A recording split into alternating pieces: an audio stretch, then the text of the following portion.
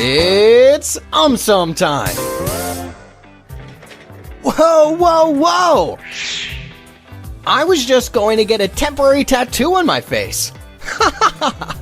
Wow! Here, I can see the concept of fractions. Hello guys, our topic for today is all about fraction. But first, what is fraction? So when we talk about fractions has its type and kind. There are three kinds of fractions. Proper fractions. When we say proper fractions, it has a numerator and denominator, which the denominator has a high number than numerator. Example, 1/4, 2/5. In proper fractions, when we say it has the numerator and denominator. Example, 5/2 and 10/7. Third is mixed number. Mixed number, it has a whole number in the form of fraction. For example, 1 and 1/2 and 2 and 3/5. Now, let us proceed to the two types of fractions. First is similar fractions. Similar fractions consist of two or more fractions that have the same denominator. From the keyword, similar fractions, same denominator. For example, 1/4 plus 2/4. Second is the similar fractions. The similar fractions is consist of two or more fractions that has different denominator. From the keywords, the similar fractions, different denominators. For example, 3/5 plus 4/6.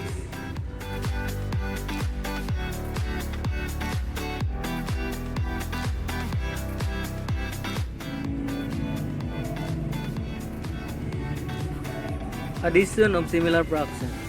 Example,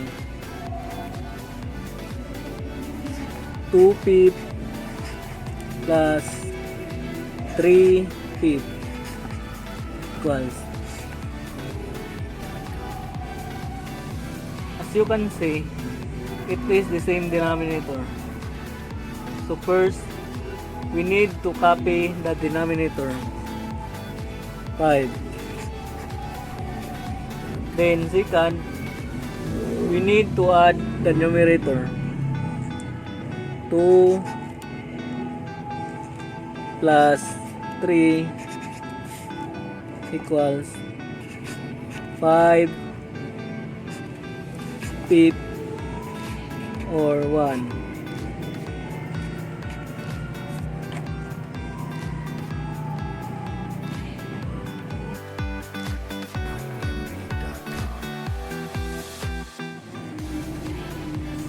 Addition of the similar fraction. Example, 1/2 plus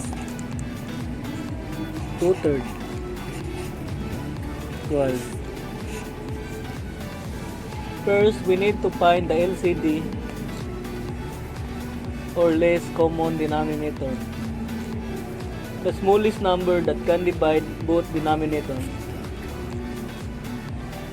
Then, as you can see, we have the denominator 2 and 3. Its LCD is number 6. 6 divided by 2 equals 3 times 1 equals 3 plus 6 divided by 3 equals 2 times 2 equals 4.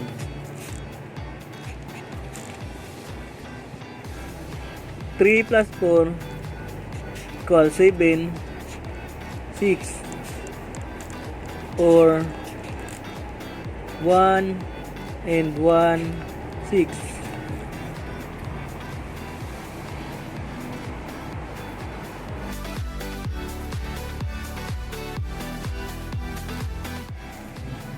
Subtraction of similar fraction. Example, 3/4 minus 1/4 equals. So first, we need to copy the denominator, 4.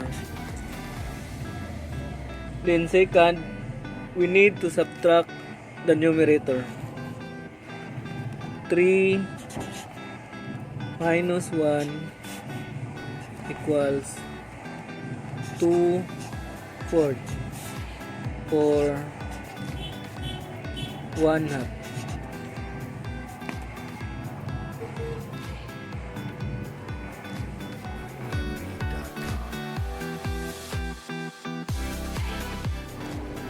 Subtraction of the similar fraction.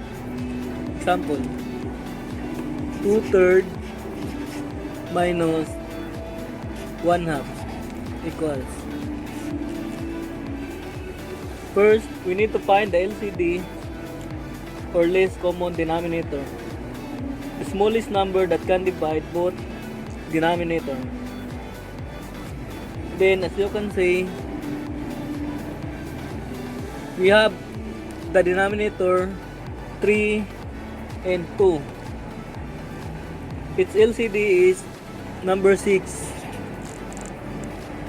6 divided by 3 equals 2 times 2 equals 4 minus 6 divided by 2 equals 3 times 1 equals 3.